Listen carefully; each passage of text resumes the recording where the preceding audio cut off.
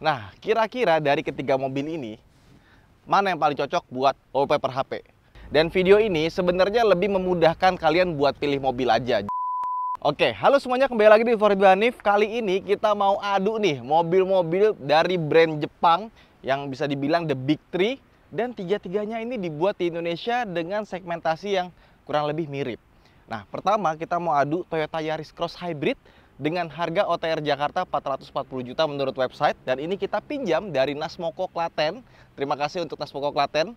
Dan ada Honda HR-V 1500cc SE Naturally Aspirated dengan harga 418 juta rupiah. Dan ada ini nih, pendatang baru, yang paling baru tahun 2023, Mitsubishi X-Force dengan harga 419 juta rupiah menurut website. Nah, mobil ini kita pinjam dari Bumen Reja Abadi, dealer Mitsubishi yang ada di Magelang. Jadi terima kasih buat Bumen Reja Abadi. Nah, kira-kira dari ketiga mobil ini, mana yang paling cocok buat wallpaper HP? Nah, kita akan ulas lebih lanjut. Tapi sebelumnya jangan lupa untuk klik like dan subscribe dulu di video ini. Let's go! Jadi sebelumnya Autored Max udah bahas X-Force HR-V versus Hyundai Creta, tapi belum sama Yaris Cross. Dan video ini sebenarnya lebih memudahkan kalian buat pilih mobil aja. Jadi kita nggak akan terlalu detail soal data. Kenapa? Karena ketiga mobil ini sudah pernah kita bikin video sebelumnya, sudah ada catatan waktunya berapa. Dan kalau pengen lihat lebih detail lagi, bisa langsung aja di link di bawah ini. Gua kasih video tentang Yaris Cross, HR-V, dan X-Force. Tapi kita akan bandingkan. Jadi dengan harga yang kita keluarkan segitu ya, di luar dari diskon, karena diskon itu kan tiap bulan ganti-ganti ya kan, tergantung sama demand sama stoknya ada berapa. Nah, kita akan bahas mobil ini kenapa kalian harus pilih Yaris Cross, kenapa harus HR-V, dan kenapa harus X-Force. Mungkin kita akan mulai dari desainnya. Sebenarnya ketiga mobil ini itu secara dimensi mirip-mirip ya, sama-sama 4,3 meter. Si X-Force itu 439 ya, hampir 4,4 meter. Cuma yang membedakan itu, kenapa kelihatannya X-Force tinggi banget ya, sedangkan si HR-V kelihatannya lebar banget, yang ini nggak terlalu lebar gitu. Padahal secara lebar juga mirip-mirip semua sebenarnya. Ya memang X-Force paling besar meskipun nggak signifikan. Tapi yang membuat dia sangat besar, ground clearance-nya berbeda sekali.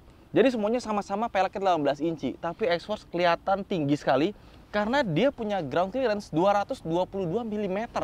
Tinggi banget. Kayak sebuah Pajero Sport ya. Bahkan lebih tinggi.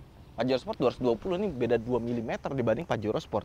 Dan bisa kita lihat bentuk hoodnya ini juga lebih mengkotak, lebih tinggi. Makanya kalau kita lihat hoodnya, kap mesin Yaris Cross sama HR-V beda dikit tingginya. Tapi ketika masuk ke X-Force, bedanya jadi banyak. Dan lihat atapnya ya, berbeda jauh. Padahal dia nggak pakai roofline ya. Yang Yaris Cross pakai, ini enggak, tapi kelihatan tetap ini lebih tinggi. Kenapa? Bisa kita lihat juga window line-nya itu beda. Yang ini segini, ini segini. Ini kalau kita bandingin ya, kiri dan kanan, ini jarak spionnya aja sama kacanya beda banget antara si HR-V sama si X-Force. Jadi kenapa si X-Force kelihatan gede banget? Karena emang secara tinggi dia beda sendiri, dan sama-sama velg 18, rasanya X-Force velgnya kayak lebih kecil dibandingkan yang lainnya. Oke, sekarang kita ke belakang. Terus ke bagian belakangnya bisa kita lihat secara pilar belakang dia paling tinggi. Makanya dia punya bagasi yang paling besar di kelas ini. Gede banget. Terus kalau misalkan kita kurang, ini bisa ditaruh bawah lagi nih. Jadi lebih gede lagi. Cuman si X-Force ini untuk separasinya dia bentuknya kayak gini. Wush. Jadi kalau kita mau nutupin bagasi belakangnya, butuh privasi tambahan gitu, naruhnya seperti ini. Dah. Nggak bisa naruh barang. Kalau naruh barang, gubrak. Kurang lebih kayak gitu. Dan dia sudah pakai power backdoor. Dimana HR-V itu belum pakai. Dan bisa dilihat HR-V baru itu sekarang bentuknya keren banget. Gue suka banget. Sampai sekarang pun kelihatannya masih bagus karena bentuk belakangnya kayak coupe. Dia paling landai. Alhasil paling kecil bagasinya dibandingkan dengan yang lain. Tapi meskipun dia paling kecil bagasinya paling mewah sih, karena pasti pegang. Ini bludurnya lembut ya kan, plastiknya di sini juga kelihatan lebih berkualitas. Sama yang membuat mobil ini bagasinya nggak bisa terlalu gede karena dia punya ban serep itu sama kayak ban aslinya. Jadi bukan space saver dan bukan pelek kaleng. Bisa dipakai buat road trip. Ini kalau misalkan dia pakai pelek kaleng atau space saver, itu bisa lebih gede lagi bagasinya pasti. Dan dia belum ada power back door kecuali yang varian RS. Nah sekarang kita ke belakangnya Yaris Cross. Ini tengah-tengah, bukan yang paling gede, tapi bukan yang paling kecil. Tapi kita dapat separasi yang beneran. Ya, Toyota tuh nggak pelit di mobil ini. Dan kalau kita butuh bagasi yang rata lantai, kita tinggal beginiin aja, ya.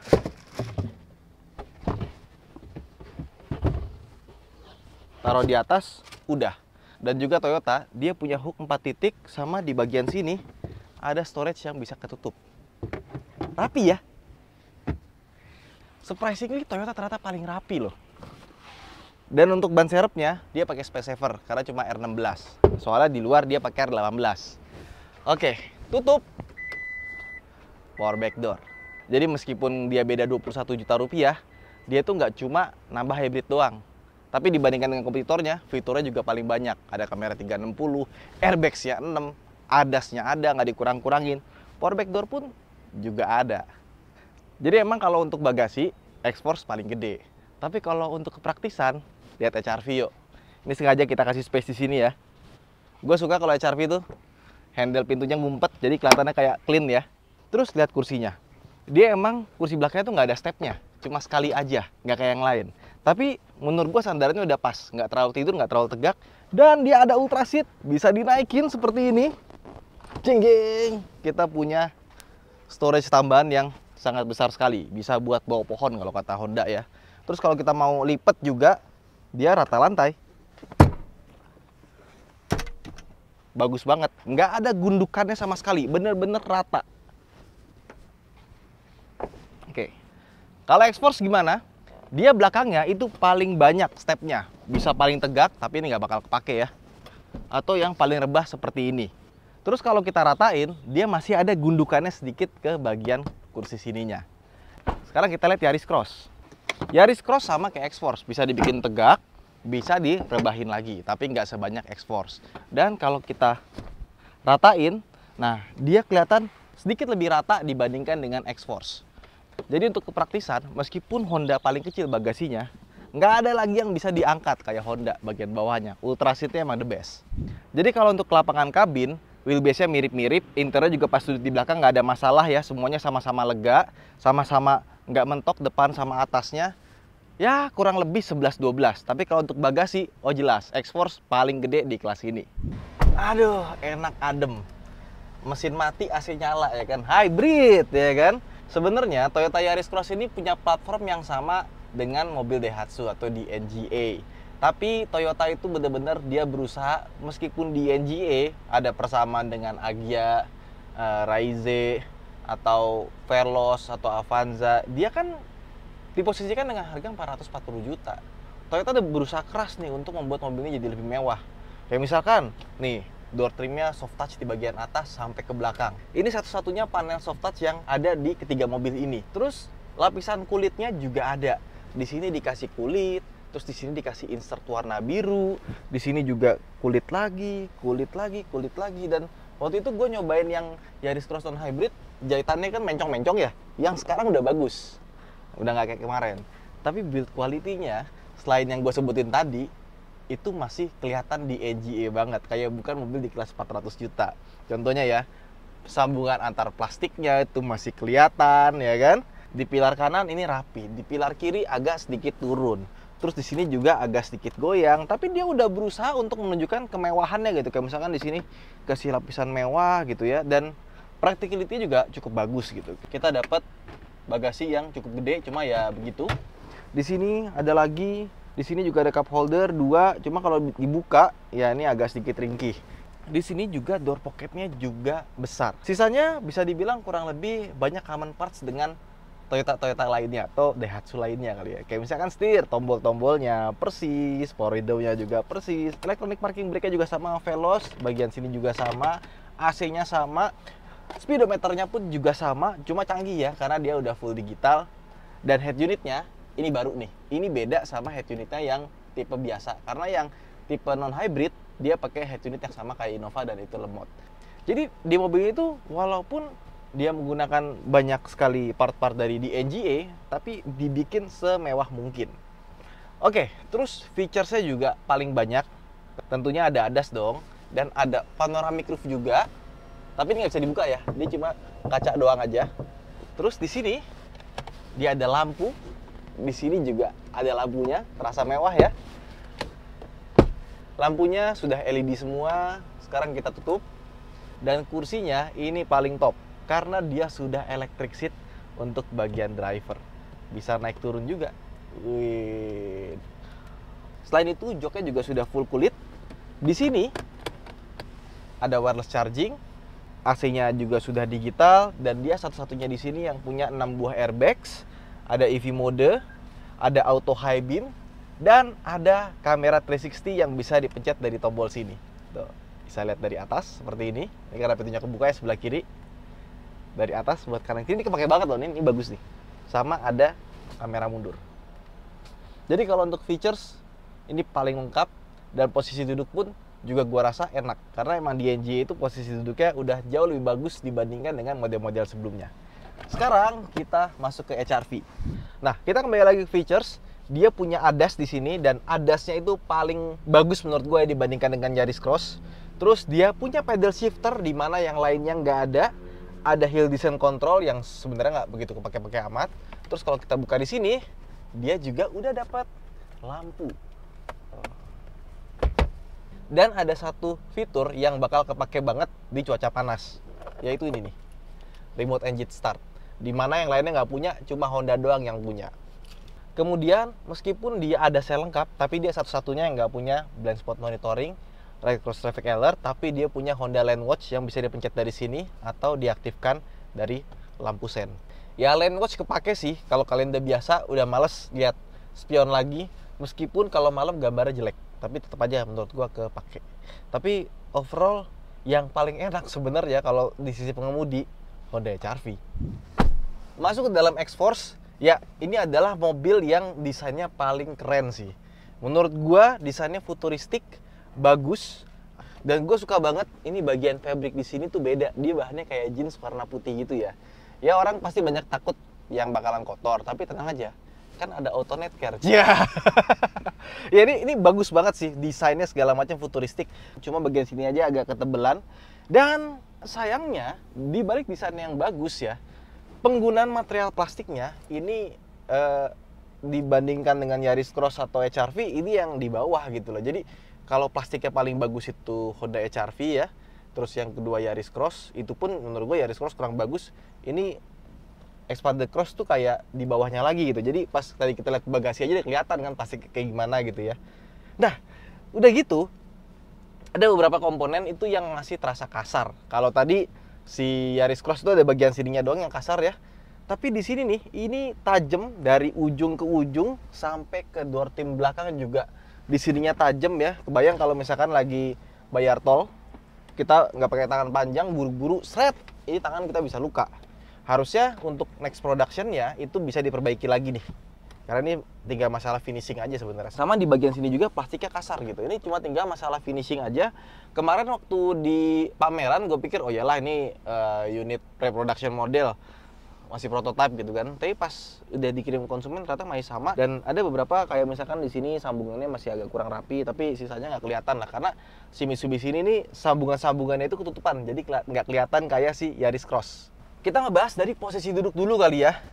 Ini posisi duduknya udah yang paling rendah ya, tapi nggak bisa direndahin lagi. Jadi posisi duduknya paling tinggi, tapi setirnya kalau dinaikin juga rasanya ya begitulah. Jadi posisi drivingnya ini paling tidak sporty dibandingkan dengan yang lainnya. Dan kursinya ini desainnya bagus gitu ya. Tapi meskipun dia busanya tebel, ini busanya keras, agak kaku kecuali bagian sini. Jadi pas kita pakai jauh ya, di bagian sininya itu agak bikin pegel. Kemarin gue pakai ke kebun teh Medini, ya kan? Kita pakai agak jauh kok kayaknya kayak kita berusaha masih mencari posisi duduk yang enak gitu, nggak langsung blek santai jalan itu nggak. Ini kayak masih apa ya? Padahal Xpander Cross itu kursinya enak, tapi di ini tuh nggak kejadian. Kalau kita makainya mungkin nggak jauh kayak misalkan dari Klaten ke Solo gitu ya, itu nggak begitu berasa. Cuma pas kita saya Medini itu ya agak berasa ya. pas jauh itu ya. Dan gue cukup senang dengan mobil ini karena perintilannya udah pakai punya Nissan yang lebih mewah, kayak misalkan power window-nya jadi lebih bagus, tombolnya tuh nggak kelihatan murah kayak Expander atau Pajero Sport. Terus tombol setirnya juga bagus ya. Kalau ini bagus nih, ini kurang lebih mirip kayak punyanya Expander atau Pajero Sport. Terus AC-nya dia satu-satunya di sini yang udah pakai dual zone dan ada Nano EX-nya. Jadi dia ngeluarin ion. Sama ini ada beberapa tombol yang menurut gua agak misplaced ya. Kayak misalkan electronic parking brake-nya kenapa taruhnya kiri ya, nggak di kanan ya. Harusnya drive modenya yang ditaruh sebelah kiri, electronic parking brake-nya sebelah kanan. Karena secara logika kita akan lebih sering pencet parking brake dan auto hold dibandingkan mencet-mencet drive mode. Push start stop engine button-nya di sini taruhnya bagus ya, di luar kebiasaan. Sama USB-nya itu dikasih dua pilihan. Ada yang USB Type-C sama ada yang USB biasa. Jadi kalau misalkan kabel kita ada yang berbeda, gampang, tinggal masukin di antara keduanya. Dan untuk kepraktisan dia juga bagus ya. Di sini ada storage besar, sudah soft opening, bagus. Di kanan kiri sini juga ada tempat penyimpanan, ada cup holder, dan di sini ada bukan sekedar storage doang, karena dia ada cool box-nya. Jadi bisa dinginin minuman di sini. Plus kalau menurut kalian masih kurang ya, di sini ada, nah, bisa masukin barang maksimum sampai 2 kg. Asik ya? Jadi kalau untuk kepraktisan, Mitsubishi itu pinter deh. Dan di bagian sini dia ada lampu juga sampai ke sebelah kirinya, meskipun lampunya agak sedikit redup dibandingkan dengan yang lain. Dan dia satu-satunya yang nggak punya panoramic roof. Jadi nggak ada kacanya, bener-bener hitam gelap aja.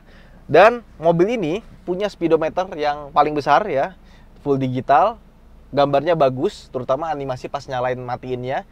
Terus untuk head unitnya, wah, emang head unitnya bukan yang paling smooth ya, dia masih agak sedikit delay atau lag, tapi bisa dimaklumi karena emang featuresnya paling banyak.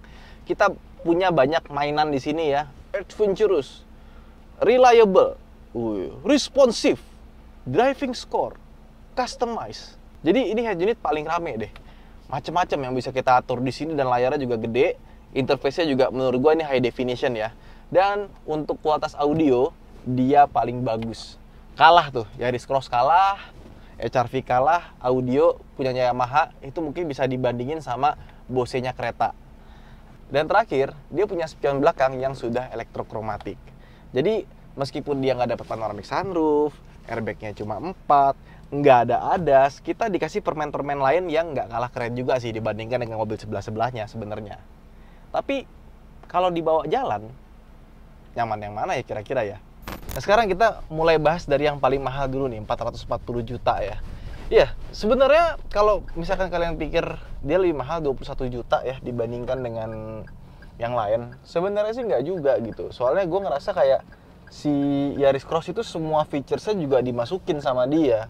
Seandainya ini mobil beberapa featuresnya dikurangin terus dikasih harga 420 gitu, jadi cuma beda 5 sejuta gitu ya. Kayak misalkan kamera 360-nya dihilangin, electric seat-nya dihilangin ya kan, terus power back door-nya dihilangin gitu kan.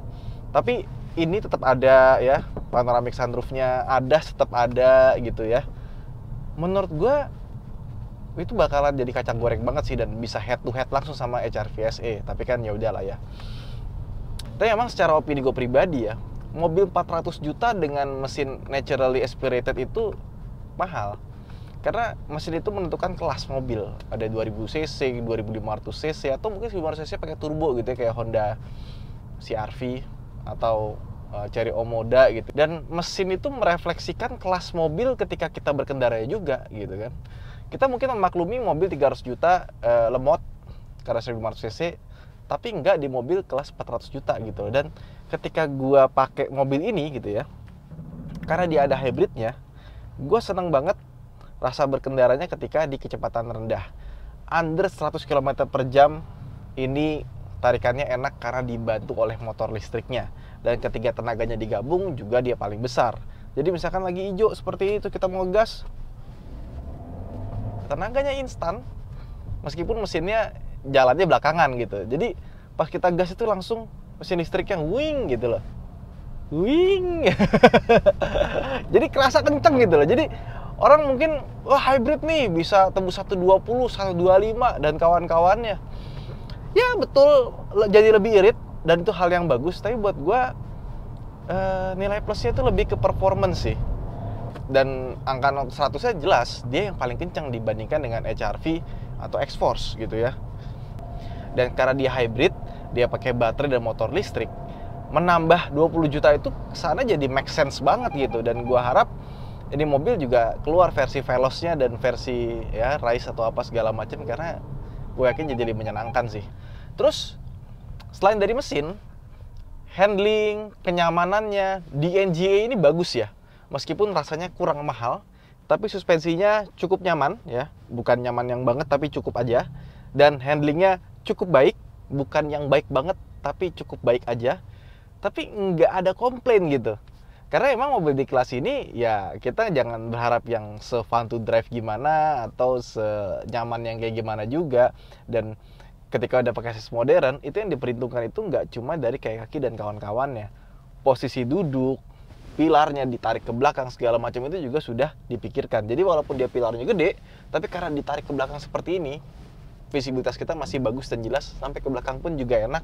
Dan kursinya juga bukan yang wah banget, tapi ini dibandingkan dengan mobil yang non TNGA atau DNGA, ini udah jauh lebih baik. Ya, jadi kayak apa ya, ini mobil pas kita pakai itu kenyamanannya nggak superior. Terus juga handlingnya nggak superior. Tapi dibilang jelek nggak nyaman juga nggak. Jadi yang sedang-sedang aja, yang penting dia setia ya. Terus untuk peredaman kabinnya, menurut gua B aja. Cuma ketolong dia pakai ban yang bagus. Dia pakai bannya Turanza, jadi emang grade-nya itu ban yang nyaman sih, nggak berisik. Dan bantingannya pun juga ikut nyaman. Jadi kayak pakai Yaris Cross itu nggak banyak komplain lah. Meskipun rasanya bukan kayak naik mobil yang mahal gitu. Nah sekarang kita bahas HR-V, dimana gue sebenarnya agak sebel ya. Biasanya Honda itu kan ya you know lah seperti apa. Ya paling fun to drive, tapi biasanya mengorbankan kenyamanan dan kawan-kawannya. Tapi di mobil ini, dibandingkan dengan Yaris Cross atau X-Force, gue agak sebel sih. Ini yang rasanya paling mahal ya. Kayak dia sasisnya atau mobil itu benar-benar well design. Ketika kita duduk, ketika kita nyetir, handlingnya, kenyamanannya dan kawan-kawannya, ya ini terbaik sih. Tapi terbaiknya itu tanda kutip, dimana kalau dibandingkan dengan Yaris Cross atau X-Force gitu ya. Steeringnya paling bagus, akurasinya, terus juga buat belok paling enak ya. Dan meskipun dia handlingnya terbaik menurut gue ya, kita ketika mengemudi gitu ya, kita lupain logonya dan segala macem, sangat mudah untuk mengatakan ini yang terbaik gitu loh. Tapi ternyata bukan yang paling nggak nyaman juga. Apa mungkin bisa dibilang ini yang paling nyaman gitu ya. Suspensinya, tuningnya pas. Jadi ketika lewat lubang, jalan jelek, itu masih oke ya. Tapi ketika di jalan lurus seperti ini, di tol, kita pakai buat nikung, buat belok, itu masih ngikut semua gitu loh. Di antara kedua mobil yang tadi. Ya agak sebel untuk mengatakan, tapi so far untuk driving experience as a driver, ini terbaik. Cuma memang mesinnya lemot. 1500cc, 120 HP ya, karena ada VTEC-nya. Dan dia pakai pelek 18. Ya ini udah ganti pelek sih, dimana waktu kemarin kita tes ganti pelek itu berkurangnya hampir 1 detik ya, 0 ke 100-nya. Dan kata ownernya juga, ini kebetulan teman gue yang punya, pas ganti pelek, yang pelek enteng, emang sih performanya berasa. Tapi di luar dari performa 0 100-nya, memang Honda itu kalau bikin CVT udah bagus ya. CVT-nya ada lock-up clutch. Jadi kalau misalkan kita butuh kecepatan gitu, kita mau nyusul, kita injek pedal gas aja, itu dia cepet gitu turun giginya. Nggak pakai waktu yang lama. Dan yang kedua, udah CVT-nya pinter, dia juga lengkap dengan pedal shifter di sini. Jadi kalau misalkan kita mau nyusul, ya kan, pedal shifter itu sebenarnya kepakainya itu buat turun gigi, bukan buat naik gigi. Ketika kita mau nyusul gitu, kita terus pengen dapat gigi yang tepat, dah langsung pencet 4, 3, 2, susul. Dah langsung bisa nyusul dengan cepat tanpa harus nunggu si CVT-nya itu turunin rasio. Nah, kalau misalkan kita mau matiin, udah jalan santai lagi, nanti dia akan otomatis kembali ke mode biasa lagi. Dan dia juga kita kesini jadi sport mode, dia ngambil RPM yang lebih tinggi, dan di sini juga ada mode Econ. Dimana biasanya orang punya HR-V itu pasti mode eco-nya dipakai. Tapi tetap ini mobil rasanya masih underpower. Jadi kalau misalkan mau HR-V yang enak beneran, itu yang RS dengan mesin 500 cc tapi harganya 500 juta rupiah.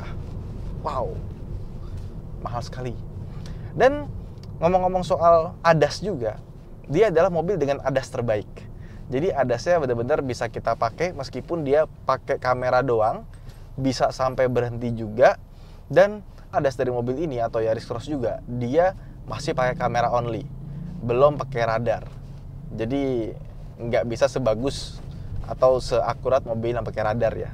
Tapi so far gue sebel untuk ngomong bahwa HR-V adalah yang terbaik untuk dikendarai dan ternyaman, meskipun bukan yang paling kenceng dan juga bukan yang paling irit. X-Force, dia yang keluar terakhir ya dibandingkan dengan Yaris Cross ataupun HR-V. Cuma pas kita bawa mobil ini, gue pikir Mitsubishi itu akan menjadi yang paling nyaman, ya kan? Seperti misalkan mobil-mobil Mitsubishi lainnya di kelasnya. Pajero dia yang paling empuk dibandingkan dengan Fortuner atau Nissan Terra. Expander dia salah satu yang paling empuk ya, waktu pertama kali keluar dibandingkan dengan Avanza atau R3 pada zamannya gitu ya. Tapi mobil ini different animal. Kaget gue. Bayang-bayang kenyamanan di brand Mitsubishi itu langsung hilang di mobil ini. Karena seperti gue bilang kursinya keras. Terus posisi duduknya tinggi banget ya, jadi sama sekali nggak sporty. Rasanya di sebelah kiri terutama tinggi banget nih mobil. Jadi kayak bawa Pajero gitu dibandingkan dengan SUV 1500 cc. Dan suspensinya kerasnya pol. Ya, ini mungkin di kelas 400 juta nih mobil dengan suspensi paling keras. Tapi ketika di jalan lurus kayak gini nih, jalan Jogja Solo, lihat ke depan, di jalan tol gitu ya, no problem. Ketika kecepatan tinggi, ngelewatin lubang, ngelewatin prosedur, nggak terlalu bermasalah. Cuma di kecepatan rendah, itu agak bikin sakit pinggang sih. Kemarin gue ke Medini ya, itu pas balik, aduh. Soalnya, kalau bayangan gue ya, ini kan mobil posisi duduknya udah tinggi ya. Udah dibikin SUV banget gitu loh, dibandingkan dengan sebuah crossover. Harusnya dibikin lembutnya, kayak SUV yang tinggi juga gitu. Kayak kita mirip-mirip naik Pajero Sport, ternyata enggak gitu. Kalau misalkan mau bikin suspensi yang keras, kursi yang agak keras gitu kan, dibikin sporty sekalian aja, nggak usah bikin yang setinggi ini. Hasil apa? Handlingnya pun ya tetap terasa mobil yang tinggi. Meskipun steeringnya udah terasa oke gitu ya, bobotnya juga gue suka, pas, cukup sharp, body roll-nya juga cukup terjaga. Cuma nggak sesuai karakternya sih menurut gue ya. Tetap meskipun dikasih suspensi yang keras, tetap handlingnya masih nggak seenak HR-V. Even dibandingkan dengan Yaris Cross gitu ya. Ini tuh terselamatkan karena suspensinya yang ya super keras itu gitu loh. Harusnya dibikin kayak Grand Vitara sekalian gitu. Ya udahlah ya, handling lupakanlah, yang penting gue paling empuk gitu. Kan jati dirinya jelas gitu. Gue mau bikin mobil yang nyaman, empuk, ya handling nomor sekian nggak masalah gitu. Kayak Expander kan, Expander handling ya segala macam biasa aja, tapi yang paling empuk, paling nyaman ya no debat gitu loh. Kalau ini tuh rasanya kayak fun to drive nanggung, tapi nyamannya juga jadi terkorbankan karena mengincar fun to drive yang nanggung gitu menurut gue. Terus yang berikutnya, mesin dia pakai 1500 cc 4A91 persis kayak sebuah Expander dan Expander Cross tentunya. Jadi performa sudah kita tebak seperti apa. Meskipun dia 0 ke 100-nya di beberapa pengetesan itu bisa lebih kencang dibandingkan dengan HR-V, tapi ketika di real life kita pakai gitu ya, mesinnya memang terasa underpower dan transmisinya nggak sepinter HR-V sih. Jadi pas kita pakai gitu ya, kita ngegas gitu kan, lama banget dia ngatur rasio giginya ya, rasio CVT-nya tuh lama banget, masih ada terasa delay-nya. Dan yang kedua dia ada basiannya. Jadi pas kita ngegas, kalau kita ngegas pol, terus kita lepas tuh kayak masih ada nguingnya gitu, masih ada basiannya kayak beberapa mobil listrik yang pernah gue coba ya. Nah itu masih ada di sini. Jadi menurut gue untuk performance ya sama rata lah ya, kayak mesin mobil 1500 cc NA dengan bodi segede gini. Ya rasanya kayak kita bawa HR-V atau Alves, cuma transmisinya nggak sepinter HR-V. Dan seperti yang gue bilang, mobil rata-rata di kelas ini underpower.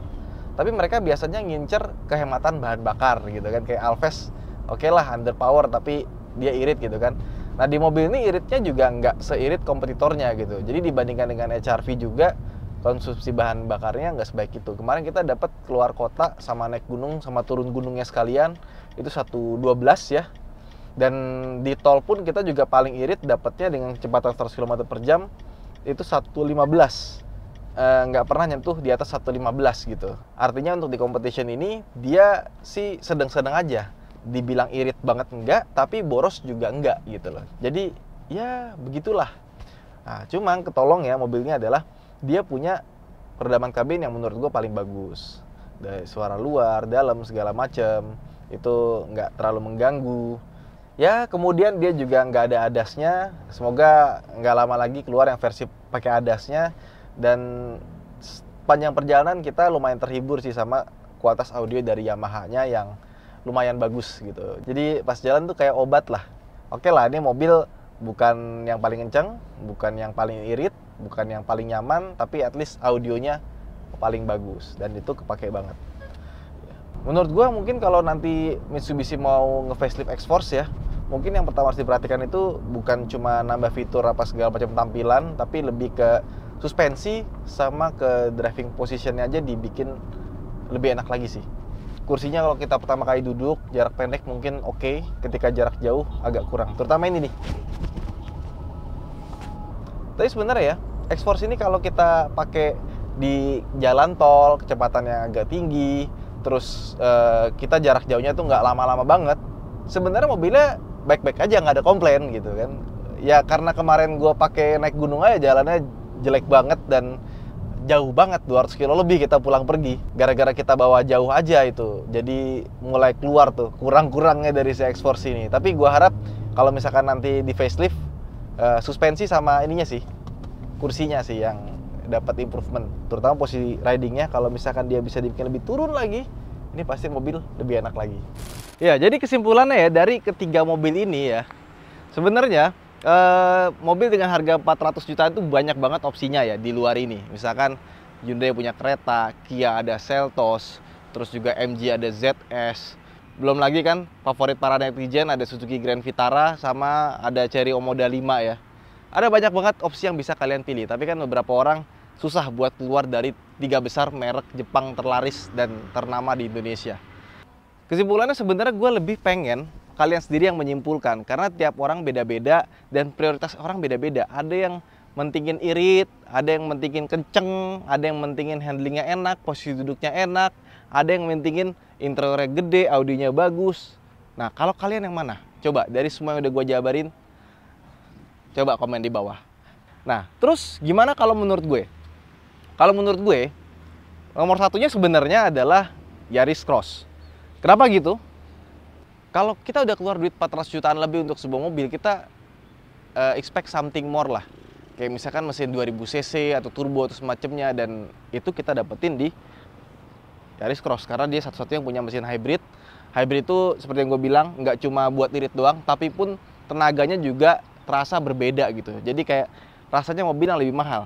Karena kalau misalkan mesin 1500 NA, fiturnya mirip-mirip, kelegaannya mirip-mirip, mendingan ambil Alphas yang lebih murah ya nggak sih?